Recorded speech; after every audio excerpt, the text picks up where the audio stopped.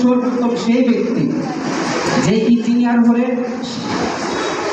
সে না, যে ডাক্তার হয় সে না, যে বিসিএস ক্যাডার হয় সেই না, কিন্তু ইসলামের দৃষ্টিতে পৃথিবীর মধ্যে সর্বোচ্চ ব্যক্তিকে যে নিজে কোরআন শরীফ শিখে এবং অন্যকে শিক্ষা দেয়।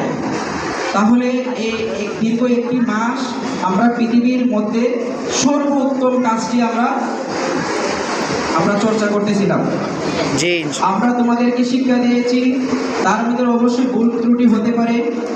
আর তোমরা শিক্ষা গ্রহণ করেছো আমাদের কাছ থেকে, তোমাদের অনেক ভুল ত্রুটি হতে পারে। তো শিক্ষা আদান প্রদানের মধ্যে উভয় ক্ষেত্রে অনেক ভুল ত্রুটি হতে পারে, সবগুলি আজকে মার্জনীয়।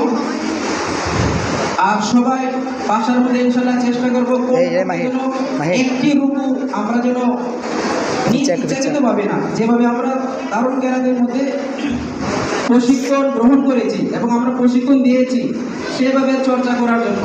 তাহলে ভবিষ্যতে যে সামনে একটি বছর আসবে, আবার পরবর্তী রমজান মাস আসবে, আমাদের এই চর্চাটা অব্যাহত থাকবে।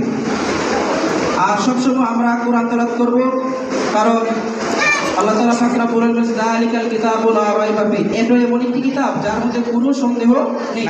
দেখো পৃথিবীর প্রত্যেকটা বইয়ের মধ্যে ভূমিকার মধ্যে দেয়া থাকে, বইয়ের ভিতরে ভুল ত্রুটি থাকতে পারে, তাই সবাই ক্ষমার দৃষ্টিতে দেখবেন। কিন্তু আল্লাহ তাআলা ফাকরা বলেন কোরআন শরীফ নাজিল করে সর্বপ্রথমে চ্যালেঞ্জ ছুড়ে দিয়েছে, যালিকাল কিতাবুল লা রাইবা ফীহি, এটা এমন একটি কিতাব যার মধ্যে কোনো সন্দেহ নেই, যেটা মুত্তাকিদের জন্য পথ প্রদর্শন।